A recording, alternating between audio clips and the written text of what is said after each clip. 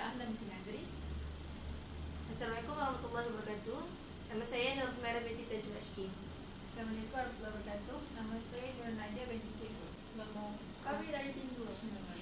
Kami dari Pindu akan membuat forum berkaitan penyelenggaraan akidah bagi tugasan kedua, iaitu persembahan untuk subjek pendidikan Islam.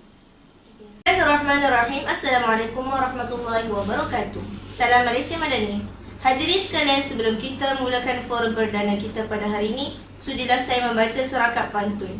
Sudah ada orang bertamu, gaya mesra bagaikan raja. Forum perdana menjana ilmu, bahasa didaulat, warisan terjaga. Warga Dewan yang dimuliakan, bersyukur kehadrat ilahi dengan limpah kurnianya dapat kita bertemu dalam forum ini bersama saya Nur Humairah selaku moderator bagi forum kita pada hari ini. Sebelum saya memperkenalkan ahli-ahli panel kita pada hari ini, seperti semua yang sedia maklum, akidah adalah ikatan yang merupakan pegangan asas bagi kita sebagai umat Islam. Keruntuhan akidah boleh menyebabkan runtuhnya agama dalam diri seseorang.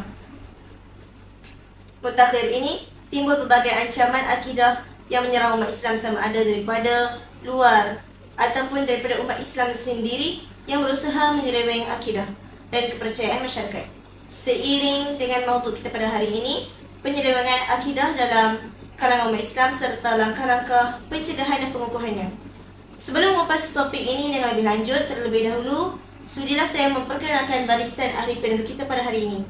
Baiklah, di sebelah kanan saya ialah saudari Dr. Nadia binti Cirus, seorang yang alim lagi fakih dalam bidang agama. Dan di sebelah kiri saya, Profesor Madia Nada Ahlan, yang datang daripada jauh Selangor. Assalamualaikum Doktor. Salam. Sebelum saya menyimpan dengan lebih jauh, soalan pertama saya kepada panel pertama kita pada hari ini. Baiklah. Saudari Dr. Nadia binti Cirus, bolehkah Doktor memberikan sedikit sebanyak pencerahan berkaitan konsep penyelewengan akidah daripada sudut pandang ahli sunnah wal jamaah? Baik, bismillahirrahmanirrahim. Alhamdulillahirabbil alamin. Wassalatu wassalamu ala sayyidina Muhammad asyrafil anbiya'i wal mursalin wa ala alihi washabihi ajma'in. Terima kasih kepada moderator saudari kita iaitu Nur Humairah. Sebelum itu, kita perlu tahu apa itu makna akidah. Perkataan akidah ni adalah berasal daripada perkataan aqadah, iaitu bermaksud mengikat. Maksud akidah di sini adalah kepercayaan, keimanan ataupun keyakinan seseorang terhadap agamanya. Jadi bila kita lihat secara umum, bermakna di sini setiap orang yang beragama mempunyai akidah, itu percaya terhadap Tuhan mereka masing-masing. Tetapi akidah yang sebenar adalah kepercayaan kita terhadap Allah, terhadap Rasul-Rasulnya, kitab-kitabnya, malaikat dan juga hari kiamat serta kodok dan kodar, serta menerima sesuatunya agama itu Islam sebagai sungguh agama yang sebenar, seperti mana dalam firman Allah dalam surah Ali Imran ayat 9, iaitu bermaksud sesungguhnya di sisi Allah itu agama adalah Islam. Berbalik kepada soalan yang diajukan tadi tentang penyelewengan akidah dari sudut pandang ahli sunnah wal jamaah. Seperti mana kita tahu dan kita yakini bahawa ahli sunnah wal jamaah ni adalah pegangan akidah yang sebenar, yang betul. Kerana ahli sunnah wal jamaah ni pegang kepada Al-Quran dan juga As-Sunnah. Seperti mana sabda Rasulullah SAW bahawa aku tinggalkan kepada kamu dengan dua perkara, yang mana jika kamu berpegang dengannya tidak akan sesat selama-lamanya, iaitu yang pertama kitab Allah, iaitu Al-Quran, dan yang kedua adalah sunnahku, iaitu sunnah Nabi Muhammad SAW. Di sini jelas menunjukkan bahawa seseorang yang mengikut ahli sunnah wal jamaah ni, insya-Allah dia tidak akan terpeso, akidahnya akan terjaga. Baik.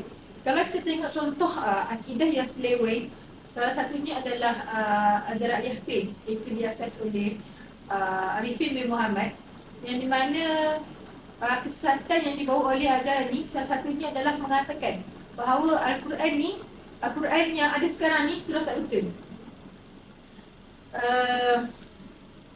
Tapi bila kita tengok Al-Quran ni merupakan wahyu daripada Allah, dan tidak akan pernah seorang pun yang boleh menyelewengkannya. Seperti mana Allah berfirman dalam surah Al-Hijr ayat 9, iaitu bermaksud Sesungguhnya kamilah yang menurunkan Al-Quran dan kamilah yang akan memelihara dan menjaganya. Jelaslah di sini ia sangat bercanggah dengan pegangan Ahlussunnah wal Jamaah itu sendiri. Saya. Terima kasih kembali kepada moderator kita. Terima kasih kepada panel pertama di atas lontaran konsep yang utuh lagi berisi.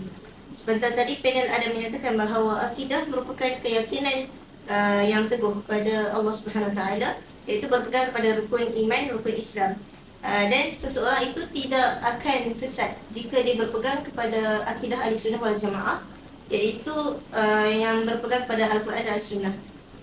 Oleh itu, kita perlulah berpegang kepada Al-Quran dan As-Sunnah agar tidak tersesat seperti mana ajaran yang telah diberitahu oleh saudari ahli panel kita, iaitu Dr. Nadia, bahawa ajaran IPIN itu menganggap bahawa Al-Quran tidak lagi relevan pada zaman sekarang ini.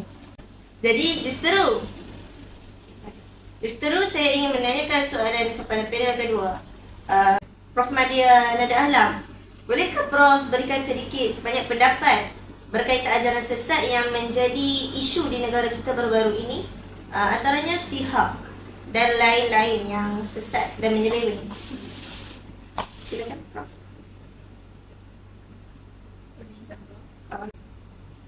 Terima kasih kepada saudari moderator yang cantik lagi manis kerana bertanyakan soalan. Menurut pandangan saya, fahaman dan ajaran sesat seperti ajaran Sihak dan ajaran-ajaran lain sepatutnya wajar segera disekat daripada terus disebarkan kepada umat Islam di negara Malaysia. Mana-mana orang Islam dilarang untuk beramal, berpegang, menyebarkan atau terbabit dengan fahaman dan ajaran sesat ini. Mereka yang mengamalkan ajaran sesat ini dikehendaki untuk segera bertaubat dan memohon keampunan daripada Allah Subhanahu Wa Taala. Jadi sekarang marilah kita mendalami sedikit tentang ajaran Sihak. Ajaran hak ini bermula dari penipuan mengenai khasiat dan botol air Sihak yang didakwa mampu menyembuhkan pelbagai wabak penyakit zahir dan batin serta menghalang daripada sihir. Ajaran Sihak ini diasaskan dibawa oleh Suhaimi bin Muhammad atau Suhaib ibni Muhammad atau Sihak. Ajaran yang dibawa ini adalah ajaran sesat, menyeleweng dan bertentangan dengan akidah syariah dan akhlak Islam. Antara fahaman atau ajaran yang diajar oleh fahaman Sihak ini, yang pertama ialah mereka percaya bahawa Nabi Muhammad SAW merupakan Tuhan, sedangkan sudah menyatakan dalam dalil Al-Quran sendiri pada surah An-Nisa ayat 171, iaitu ilahukum ilahu wahid la ilaha illahu ar-rahmanir rahim, yang bermaksud dan Tuhanmu adalah Tuhan yang Maha Esa, tidak ada Tuhan melainkan Dia dan Maha Pemurah lagi Maha Penyayang. Penyelewengan kedua yang disebarkan oleh ajaran Sihak ialah mereka membuat tafsiran yang menyeleweng pada ayat Al-Quran dalam surah Al-Baqarah ayat 35 dan surah Taha ayat 120. Selain itu, ajaran Sihak juga mereka hadis yang didakwa sebagai hadis qudsi yang menyatakan bahawa Nabi Muhammad SAW ialah Tuhan yang Esa. Itu sahaja pendapat saya. Terima kasih kepada panel atas pandangan yang bernas sebentar tadi. Sekarang sudah terang lagi bersula bahawa ajaran Sihak itu tidak lain tidak bukan bermula dengan khasiat membuat produk air khasiat sendiri dan akhirnya terpesong daripada ajaran akidah Islam itu sendiri. Sebab itulah kita perlu menjadi orang yang berilmu, dan kita ni menuntut ilmu daripada kecil, daripada buaya sehinggalah ke liang lahat, supaya kita ni tidak lagi tersesat dalam sesuatu ilmu. Okey. Seterusnya saya ajukan soalan yang kedua kepada panel kita, Dr. Nadia Nasmunada. Kepada Dr. Nadia, Doktor, boleh Doktor terangkan perjuangan menegakkan akidah umat Islam di negara ini harus dihadapi dengan perjuangan dan keyakinan bahawa Allah Subhanahu Wa Taala sentiasa bersama dengan kita. Oleh itu, bagaimanakah cara untuk mengekang ataupun mengelakkan umat Islam itu sendiri daripada menyeleweng daripada akidah yang benar? Baik, bismillahirrahmanirrahim. Sebab sedikit yang dapat saya kongsikan di sini untuk menjaga akidah kita sebagai umat Islam daripada terkesan ialah yang pertama, kita mestilah bersabar dengan setiap ujian yang diberikan oleh Allah SWT. Sesungguhnya setiap ujian yang datang itu adalah tanda kasih sayang Allah untuk hamba-Nya, itu untuk kita sendiri kan. Hai ini kerana terdapat seseorang yang apabila mendapat ujian, dia terlalu mengeluh, dia terlalu panggil dalam bahasa apa yang terlalu pasrah kan, terlalu pasrah sehingga dia cuba mencari alternatif ataupun cara lain yang mana dapat keluar daripada agama. Itu menginginkan kebebasan itu sendiri. Okey, baik. Yang kedua ialah dengan solat. Seperti dalam firman Allah dalam surah Al-Ankabut ayat 45 yang bermaksud sesungguhnya solat itu dapat mencegah daripada perbuatan keji dan mungkar. Oleh itu, kita mestilah melakukan solat ni dengan seikhlas yang mungkin, kerana ia merupakan kewajipan bagi setiap Muslim, iaitu ke atas kita sendiri. Dan solat ni dapat memperkuatkan pertautan kita dengan Allah, sekaligus dapat memperkuatkan akidah kita sebagai umat Islam. Khulasah yang saya dapat buat di sini ialah kita mestilah ingat bahawa jalan dalam akidah ni adalah panjang, itu selagi mana kita hidup, kan? Oleh itu, kuatkanlah akidah kita ni dengan sentiasa bersandar kepada ilmu dan membuat amal-amal ibadat serta mencari bimbingan daripada ulama-ulama ataupun asatizah yang di luar sana, kan, yang mana dapat menjaga keyakinan kita sebagai seorang Islam. Terima kasih kepada ahli panel kita, Dr. Nadia, atas isi yang padat yang disampaikan pada hari ini. Jadi seterusnya saya ingin bertanyakan kepada ahli panel yang kedua, Prof. Madia Nada. Boleh ke Prof terangkan sedikit sebanyak soalan berkaitan dengan menegakkan akidah umat Islam di negara ini harus dihadapi dengan perjuangan dan keyakinan bahawa Allah SWT sentiasa bersama dengan kita. Oleh itu, bagaimanakah cara untuk mengelakkan daripada seleweng dari akidah yang benar? Terima kasih pada saudara moderator. Pada pendapat saya, cara untuk mengelakkan daripada penyelewengan akidah adalah dengan menuntut ilmu.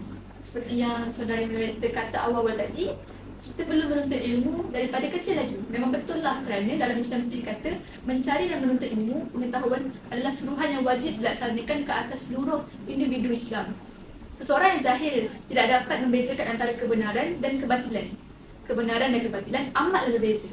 Untuk mengenal pasti kebenaran dan kebatilan, seseorang itu mestilah mempunyai ilmu untuk menghayati kebenaran. Di samping mereka juga perlulah mengetahui ciri-ciri kesesatan supaya tidak tergelincir dalam kesesatan.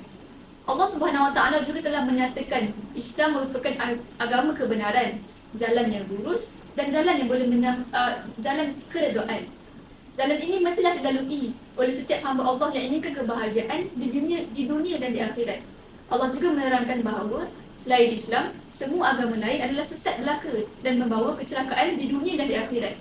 Bagi membezakan antara jalan yang benar dan sesat ini, seseorang itu hendaklah melengkapkan diri dengan ilmu pengetahuan dan mengkaji mengenainya dengan penuh keinsafan. Baginda Rasulullah SAW telah mengajarkan umat Islam satu doa untuk menetapkan hati dan pegangan terhadap ajaran Islam bagi menjauhkan diri daripada kesesatan. Doa tersebut ialah Allahumma tsabbit qalbi ala dinik wa ala ta'atik, yang bermaksud, wahai Tuhanku, tetapkanlah hatiku di atas agamamu dan ketaatan kepadamu. Dalam hal ini, dapat kita lihat bahawa ilmu yang benar adalah penting untuk diikuti, bukan untuk mengelirukan dan meragukan. Usaha yang seterusnya adalah dengan pendekatan undang-undang. Usaha untuk membasmi dan membatas ajaran sesat adalah satu usaha berterusan yang telah dipelopori oleh generasi awal Islam, iaitu para ulama, dan diteruskan oleh pihak berkuasa. Cara untuk mengelak penyelewengan akidah yang seterusnya adalah dengan pendekatan undang-undang. Usaha untuk membasmi dan membatas ajaran sesat adalah satu usaha berterusan yang telah dipelopori oleh generasi awal Islam, iaitu para ulama, dan diteruskan oleh pihak berkuasa agama negara sehingga kini. Jika dahulu ulama seperti Imam Al-Ghazali berusaha mempertahankan akidah Islam daripada dipengaruhi oleh pemikiran falsafah Grik melalui kitabnya yang bernama Al-Munqidh min Dalal dan Tuhfatul Al-Falasafah, maka kini di negara kita digubahnya undang-undang bagi membanteras penyelewengan akidah yang sedang berlaku. Pemikiran-pemikiran seperti Mu'tazilah, Qadariyah dan penyelewengan akidah yang lain berlaku dahulu sebenarnya masih berleluasa dalam masyarakat kini, dan perlu ditangani dengan dakwah dan penerangan mengenai akidah Islam yang sebenar. Dalam keadaan tertentu, perlunya ada tindakan undang-undang yang diambil terhadap golongan-golongan yang masih bernegeri ini dan masih mengamalkan akidah Islam yang menyeluruh. Usaha ini penting untuk menjaga keharmonian akidah Islam.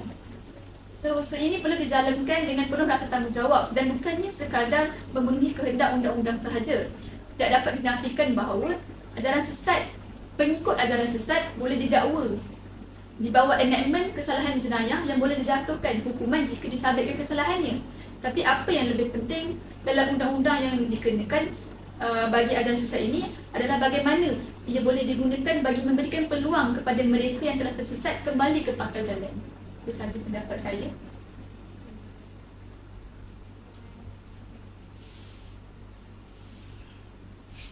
Terima kasih kepada ahli panel kita atas penyampaian ilmu yang sungguh membuka minda kita pada hari ini. Jadi, dapat saya simpulkan pada hari ini, terdapat pelbagai langkah yang dapat kita lakukan untuk mengelakkan diri kita ni daripada tersesat ataupun terpesong pada ajaran agama Islam.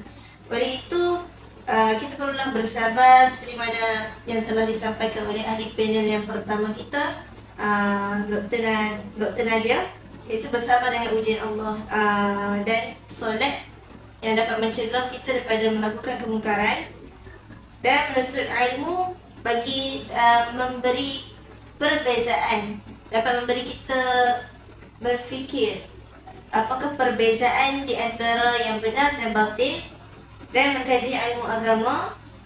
Dan yang terakhir sekali, cara yang paling ampuh untuk kita mengelakkan diri kita daripada tersesat, iaitu dengan menetapkan iman kita dengan membaca doa yang telah diberitahu seperti mana yang telah dikabarkan oleh ahli panel yang kedua kita.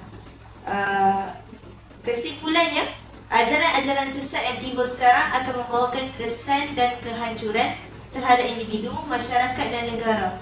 Bahkan akidah seseorang muslim juga akan rosak dan terpesong jika mengamalkan ajaran sesat dalam kehidupan. Jika seseorang sudah terlibat dalam ajaran sesat, mereka wajib untuk bertaubat dan kembali ke jalan Allah, seperti mana yang telah dikatakan oleh ahli panel yang kedua, iaitu kita melaksanakan undang-undang di mana undang-undang itu memberi hak kepada, mengajak kepada orang yang sesat ataupun orang yang menyeleweng itu kembali ke pangkal jalan. Bukan itu sahaja, ajaran sesat membawa kepada kehancuran dan keretakan keluarga kerana perbezaan akidah dan rasa curiga yang muncul sesama mereka. Negara juga akan menjadi mundur akibat ajaran sesat yang berleluasa. Hal ini kerana ajaran sesat yang tersebar membawa perkara yang membuang masa secara tidak proaktif. Justru bagi menangani ajaran-ajaran sesat yang kian merebak, umat Islam mestilah melengkapi diri dengan kefahaman Islam yang sebenar. Secara tidak langsung, umat Islam dapat membezakan dan mengetahui perkara yang baik dan buruk. Bukan itu sahaja, penguatkuasaan perlulah bergiat aktif dalam membendung kegiatan-kegiatan ajaran sesat supaya ajaran mereka tidak tersebar luas kepada orang ramai. Malah, pihak penguatkuasa boleh mengadakan program pemulihan akidah bagi mereka yang sudah terlibat dalam mengamalkan ajaran-ajaran sesat. Sudah terang lagi bersuluh bahawa ajaran sesat tidak membawa ke arah kebaikan, malah tidak dijanjikan syurga bagi mereka yang mengamalkannya. Oleh itu, umat Islam mestilah berwaspada dengan agenda ajaran-ajaran sesat yang ingin merosakkan akidah umat Islam. Oleh itu, moga apa yang kita dapat pada hari ini bukan hanya sekadar masuk telinga kiri dan keluar telinga kanan. Jadikanlah pengalaman dan sejarah yang lepas sebagai iktibar.